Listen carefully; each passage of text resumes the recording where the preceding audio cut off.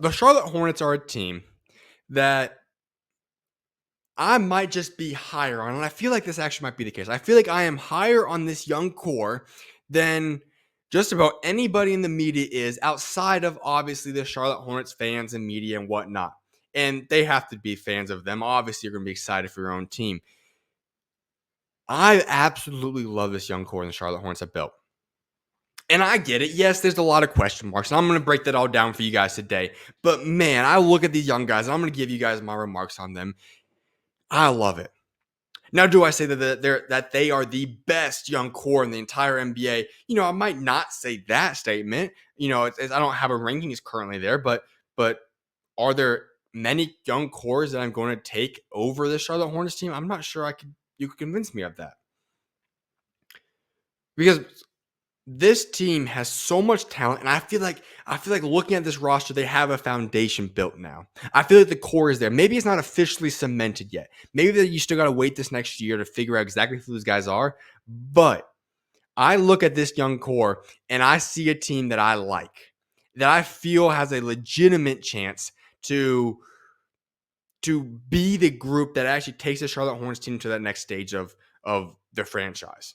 And so let me give a little bit of back history and what going down this past offseason. Obviously, Michael Jordan, he sells the team. So therefore, that leads to leadership changes. The general managers and the front office changes, the head coaching changes. In comes Jeff Peterson. He comes from Brooklyn. And let me say this. This isn't the Brooklyn Nets team preview or whatnot. Sean Marks is probably the most disrespected, unfairly disrespected general manager in all of the NBA. The situation involving the big three, that occurred. It is what it is. You're not going to say no to those guys. But when Sean Marks gets to call the shots and build what he wants to build and evaluate and seek talent and understand talent and make the proper hires on his own accord and actually identify underrated guys, there's not many guys in the NBA better than that. And that's the branch that Jeff Peterson comes from. So right away, you have to understand that Jeff Peterson's been mentored and has a great understanding of how to identify talent and how to build a young core. And in comes Charles Lee. I can't give you guys a great breakdown of Charles Lee and how great he is on the X's and O's and what he's going to bring to the team as a coach. But what I can tell you is that coming from Boston, he obviously knows how to win. He went through the developmental process of many of these young guys and helped grow the Boston Celtics into a team that wins the NBA championship. Him coming in to be the head coach automatically establishes a winning culture. And that's something to keep an eye on if you are the Charlotte Hornets, and that's got to excite you. And so now let's break down this team that these guys are going to be able to put together, build upon, and for Charles Lee's case, coach. All right. Let me say this first.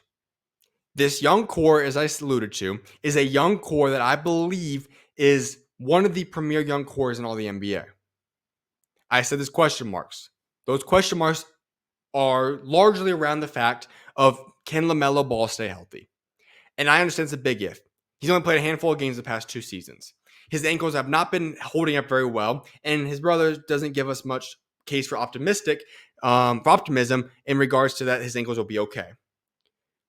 However, he's changing his shoes and whatnot. He's wearing the ankle brace and those aspects now. But I'm having to look at this based upon he is going to be healthy. Because if he is healthy, this is a team, like I said, that I absolutely love in terms of the young core that's been built here. So let me break this down for you guys. Right out the gate, I look at this, and the starting five is not solidified yet. I think 4 guys are locked in, and those 4 guys are LaMelo Ball, Brandon Miller, Miles Bridges, Mark Williams. All right, those 4 are locked in. That 5th spot is going to be a battle in multiple aspects you could look at. You could look at one aspect in which I'm going to pencil in for now, Josh Green being the shooting guard for the team. If not, then I look at Trey Mann possibly being a starter. I see Cody Martin possibly as a starter. Or I see Grant Williams possibly being a starter for this team this year. So there's a few options there. That's who I currently have as the surrounding pieces for potentially that 5th spot. But let me break down these starters to begin with. I want to start off with the dynamic duo that I see forming. Like, there is a very special dynamic duo brewing in Charlotte between LaMelo Ball and Brandon Miller. They have yet to play extensive minutes together, but I'm not quite concerned about the chemistry on the court yet in terms of how they play together because they should fit perfectly together when healthy. You talk about LaMelo, a guy that's a pass first option, a guy that is more than capable of scoring. By all means, he's a threat on the offensive end at all three levels of the game. And he's going to be a pass first, I alluded to. So you get Brandon Miller, who is a guy that is capable of being pretty much the dream prototypical forward in today's game. He can run the 2, the 3, whatever you want to run him at. You pretty much look at Paul George, right? That is the closest comparison. He's so identical to what Paul George brings. Brandon Miller is about the perfectly built and equipped player to run alongside LaMelo Ball. They should thrive together. And when I talk about those two guys, let's say they're both healthy. I think these two guys have a chance to both be 5+ time NBA All-Stars, if not more. Make that 6, 7, whatever the case may be. These two guys have a chance to be a very, very special dynamic duo together. Bearing injury, or hopefully LaMelo Ball remains healthy, obviously. But if LaMelo Ball and Brandon Miller are healthy, these are two guys that should be able to be competing for all-star appearances in the NBA year in, year out. Both of these guys are guys that are easy forecasts to be guys that are stars in the NBA. Stars for a long time. Brandon Miller is a guy that I think you look at as one of the premier young players. Yes, he had to go up against Wemby and all that talented group of guys out there in San Antonio and what he just did at his rookie season that a lot of people maybe didn't give Brandon Miller the attention he probably deserved. But people will learn quite soon just how good Brandon Miller is. He is going to be an all-star in the very, very near future. He's one of the top young talents in the NBA, and he's going to be a star. And I think he's one of the most easy guys to project as a star in the NBA. There's nothing that's really hindering him. He's a hard worker. He stays pretty quiet. He's a guy that you can just see how quickly he's growing. And another part I love about Brandon Miller, he is more than willing to learn. We see him constantly learning from other guys, picking the brains of different stars, notably the one that I think is most important, Paul George. And you see just his ability. He should thrive in this team. And you pair him with LaMelo Ball, those two guys should be a premier dynamic duo in the NBA. Then next up I want to talk about is a lob threat. Mark Williams, another guy's battled some injuries. Some people don't necessarily give it the credit that he deserves. He is a perfect modern-day big man. You look at the likes of a Nick Claxton, a Mitchell Robinson. You look at Rudy Gobert. You talk about those type of guys that are rim protectors, that are lob threats, Jared Allen. The list goes on, right? That is who I see him being. He can protect the rim at a high level. He's a lob threat. He's not going to clog the paint. He's going to do exactly what you need him to do on the defensive and offensive end. So he's right there. And you talk about LaMelo's passing ability. Those two should thrive together. I think those three guys are your core foundational pieces right there. Next up, Miles Bridges. All right. Here's what we have to understand and realize. I'll be the first to say the acts that he did are ridiculous. Is he deserving of playing in the NBA? Based upon the fact that that's what the NBA seems to allow, then fine. Personally, as someone that is it completely against what occurred there in that situation? No, I don't like that at all. But the truth is that when you evaluate a team, I can't sit here and say, okay, what he's done is illegal, what he's done is horrible, what he's done is bad. Therefore, I think he's a horrible player. I think he's this, that, and the third. The truth and the facts of the matter is that Miles Bridges is on this roster. He got paid. He's on a 3-year deal now, and he's going to be starting for the Charlotte Hornets. And if I allow myself to be blinded by the fact that, okay, what he's done in his past is now how I'm going to impact and view him as a player, sure. Is it right? No. Do I have to respect him as a human being? No. But is Miles Bridges a heck of a player? Yes. I can't deny that. And so you look at this team, and they got him on about $25 million per season, and that's what he's going to be bringing to this team. He's a guy that, I don't think he's an all-star player. He's a borderline guy. He reminds me of a guy similar to maybe a Tobias Harris. A very, very good NBA player. Throw him some seasons he might be top 50, but typically, you see him in that 50 to maybe 75 range in the NBA. Not an all-star, but a very, very good NBA player. And that's the guy you're going to be getting on this team. And you don't need him to be that superstar. I already said you got two superstars already, LaMelo Ball and you have Brandon Miller. And then you already have a very, very good player also in Mark Williams. So Miles Bridges being able to settle down into that, really, really good starting role is perfect for him. I think he's going to thrive there. So that's what you guys got in the 4 locked-in places. Then I'm going to hop into the opening. So right now I have penciled in as Josh Green because I think Josh Green fits this team perfectly. Like I said, You have offense already set up. You have lob threats. You have facilitating. What you need is a guy that just plays his own role and kind of stays out of the way. A 3-and-D type of player is perfect here. So that's why I'm throwing Josh Green in that mix, because Josh Green is just that. We saw how much he was able to improve on and be a valuable asset to Dallas over the past couple of seasons. There's no reason he can't do this. And also, I think he actually has a little bit of a larger leash now being in Charlotte. So I think he's the guy that will win that job at the 2 spot. But this job is certainly open and will fluctuate. But I loved the Josh Green acquisition. I don't think a lot of people gave enough credit and attention to that because it was all mixed up in the Klay Thompson trade. And some people I don't think even were aware of that deal. But Josh Green coming to Charlotte is going to be a very, very large addition, whether that is being as a starter or a high-level rotational player for them.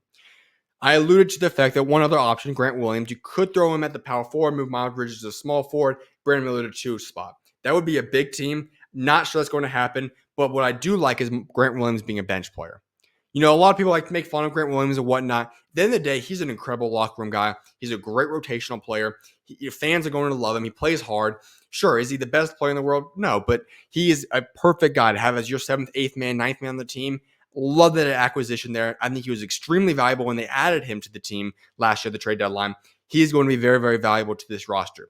The other guy I said as a potential starter for this team is Trey Mann. I think he could start. But let me say something about Trey Mann.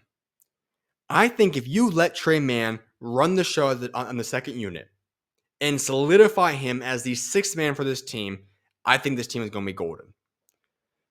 Trey Mann is a guy that I absolutely love.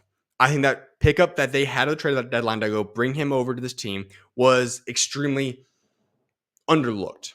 People saw flashes how good he could be when they picked him up, and people got to see him kind of in the second half of the season last year. But Trey Mann was hidden because of how loaded of a roster the Oklahoma City Thunder team was. You have him now inserted into the Charlotte Hornets team, and yes, I think he's more than talented to be that 5th starter for them. But they already have offense. They already have all these other pieces. Trey Mann getting the keys to run the second unit could be massive, and would not shock me if he were to go out there and win 6th man of the year. That's how high I am on Trey Mann. He is an elite bucket getter. He's big. He's overall big guard for his height and size. He plays hot. He plays bigger than he is, and he's a guy that I think is extremely talented. That you could throw him in as a starter, sure, but if you give him the keys to run the show at the second unit, you're talking about a guy that would not shock me if he gets 14 to 17, 18 points per game off the bench. He is that talented of a guy and was an incredibly underrated pickup for the Charlotte Hornets last year. So my overall idea that I like to see here would be Trey Mann as a 6th man for the Charlotte Hornets. And Josh Green starting then for you at the shooting guard spot. Then I said Cody Martin as well. I like him a lot. You know, I think him having that backup to Brandon Miller, you kind of throw him at the 2 to 4 spot just to give him spot minutes. He's an incredible rotational player. I like that as well. And then you have an incredible backup center. One of the just good, foundational, solid backup centers is Nick Richards. He's going to be backing up Mark Williams. Those 2 guys work hand in hand together. I love that. And so when you look at this team, that's why I get excited about this team. At last, the Charlotte Hornets seem to have a team where like the rotation is finally set. The core is set. They got guys that fit the team. They got guys that seem to fit culture-wise and chemistry-wise and rotational-wise. And I really do like how this team has been built. And so you kind of have depth on this team now. You have a lot of depth, actually. And so, like I said, my overall projection here, and the last other one, too, is you have the backup shooting guard spot. To start the season, I have Seth Curry. Just end the season, I have Nick Smith Jr. Seth Curry is a valuable veteran, and you need veterans. I think he's valuable, and you need to make sure there's a lot of veterans on this team to make sure that the young guys stay in line, and you have guys that know how to set the tone for them. Seth Curry is going to be valuable, and you need him in the rotation. As the season progresses, these guys learn and get more and more experience. Adding Nick Smith Jr. into this team is going to be massive for the team. I like his potential. I like him as a player, and I think he was a very underrated pickup when they drafted him last year. We saw certain flashes last year, but he was still battling injuries from his college career and whatnot. He should be healthy now, and I think getting him to that bench role will be huge. It could clash a little bit with Trey Mann there in terms of who's going to be that go-to scorer there. But I do like Nick Smith Jr., but to start the season, I do have Seth Curry as the backup shooting guard. So then you go to the third unit overall. I said that's going to be led by Nick Smith. We could see him get a lot of second unit rotational minutes as well. And I said he has a lot of potential. he could eventually emerge and become the starting shooting guard or something as well. Not going to be shocked by that. I just think to start the year, we could see him a little bit more in the G League and then make a big jump second half of the season, whatever that might look like. Then you have a few other guys, and the third unit is a little bit more, not as deep, but it's important. I just talked about the importance of having Seth Curry on the team as a veteran. Adding Taj Gibson to this team or getting him to return was huge for this team. There's not a more respected veteran, or he's at least one of the most respected veterans in the entire NBA. Are you going to go ask Taj Gibson to get you a 20, 30 minutes a game or any minutes per game? Probably not. Could he give you a few spot minutes, 6, 7, 8, 9, 10 games a year? Sure. But Taj Gibson in that locker room will be huge for the Charlotte Hornets. They're going to need that. And I think he's going to be very, very critical in that locker room overall. Then you go to Saloon, who's going to be the upcoming guy that gets drafted this past season. I also like that addition. He's not going to be a guy that I think will be an instant impact from day one this year.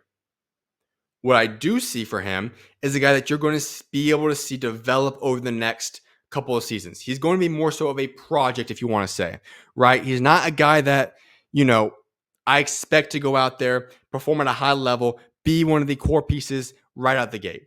But do I see him becoming a guy that, 2, 3, 4 years from now, he's vying for a potential starting spot on this roster? Absolutely. That would not shock me at all. So he's a guy to definitely keep an eye on.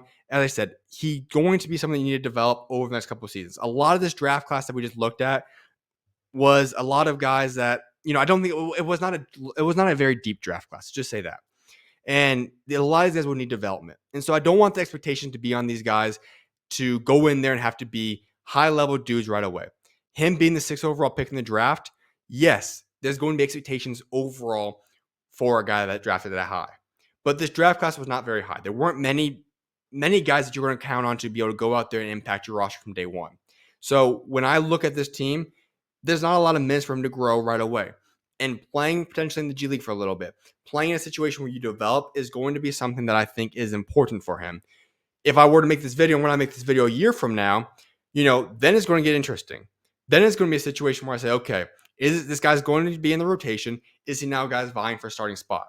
Because I said, 4 guys are pretty much locked in this young core. Could he be the 5th guy? Could he be a core bench piece? I don't know exactly. This, like I said, this draft class was not the deepest, so I don't want people to give too much false hope and hype for him specifically or anybody in this draft. But it was a solid draft pick. He has potential. Just give him some time. Let him go 1 or 2 years to develop and then get the expectations. But the point is that this team already has a lot of great young guys where you're not going to need extensive amounts of minutes, and there are not that many minutes available for another guy that's being drafted that high. So we'll see what exactly develops with him there. The final guy that's on a guaranteed contract right now is Micic, who was a guy that also came over the trade deadline and had some good minutes and moments there. He's a veteran from the sense of basketball, not a veteran in the NBA. But he could certainly get some more minutes on the rotation this year. I don't think he's going to be a core piece because I think, like I said, you have the young core developed. You want those young pieces to continue to get more and more minutes that you truly have established now as the core. That being said, there's also a good mix of veterans, and I don't think he really fits in that flow. So I wouldn't be surprised to see if he's on this team for the entire season, but he's another guy that's a good addition to this team. He's going to be there. He could potentially surprise me or whatever and get some more minutes, be in their top 10 of the rotation, whatever that might look like. But for me personally, I do see him as a guy that's going to be the outside looking in when it comes to rotation. Now, you do have 2 two-way spots. One is KJ Simpson, a guy I really did like in college at Colorado. I think he's a guy that has a bright future, could be a guy that earns a standard contract eventually. He was banged up, didn't get to go play in the summer league, so we didn't get to see too much there. And I think it'll be interesting. He's going to spend the year playing primarily in the G League. There's not a lot of minutes, as I've said a few times now. But he could be something you look at in the future. Musa Diabate, on the other hand, he has had a lot of NBA minutes and run. He's been in the league for a couple of seasons now. And I do like what he brings. Could he potentially earn a standard contract? I don't know, but he could, but not sure about that. However, I do think that was a nice 2-way deal. An Exhibit 10 deal that I do like that they brought in was Keontae Johnson. I could see him being promoted to a 2-way deal. Not sure he's got a long-term NBA career. However, I do like that and would not be surprised to see him get promoted up to the 2-way spot. So that being said, when I look at the Charlotte Hornets team, as I said, this is a team that I feel like has, first of all, found its young core. This is the core that they're ready to go build around now. Secondly, I think there's a ton of optimism that should be built within the franchise internally and from the outside looking in. And thirdly, I don't want fans to expect that I'm saying this Charlotte Hornets team is going to be a contender by any stretch of the imagination. They're not. I don't even know if they're going to make the playoffs. Potentially playing, but I don't know if they're going to make the playoffs. What I want this season to look like for the Charlotte Hornets, what I think is going to happen, is that this will be a roster that you're going to look at, and they might go show some bright flashes. We're talking about having a 6, 7, 8 game win streak eventually. We could see them pulling off some big wins that people probably didn't expect them to pull off before the season started. And this could be a team that wins 20, 25, maybe even 30 games. But the core pieces of Brandon Miller, LaMelo Ball, Mark Williams, specifically the dynamic duo I've talked about already, that those two guys are going to make a statement this season to the point where we're talking in May and June and whatever the case may be when the season's wrapping up. And we look at the Charlotte Hornets and people all around the world will say, yeah, they're coming. This is a team that's going to be ready to compete in 2025, 2026 NBA season and will be legitimate players in the Eastern Conference. Because this team has that talent. I think all that needs to happen this year is that these pieces need to come together. They need to form chemistry. They need to get established. And then they need to make sure that they can go play together. And that they're going to be able to play better and better as the season goes on. Where we're talking at the end of the season, people will say, okay, this is a legitimate team. That the talent level of that team at that point in time, come March's time, that's a potential play-in playoff team. And then we head into next season and people will all say there's a lot of hype on this roster. The core has been built. They are talented. They're ready to go compete, and they will be legitimate factors and players in the 2025-2026 NBA season. So I think there's a lot of room for optimism within the Charlotte Hornets. I think there's lots of excitement. I think fans need to embrace it. The wins and losses, whatever may happen, don't be too particular about it. They're going to come. They're going to be fine. They could be 20, 30 wins where I kind of project them somewhere in between there. But there's room to be optimistic and excited for the bright, bright future that I see in Charlotte.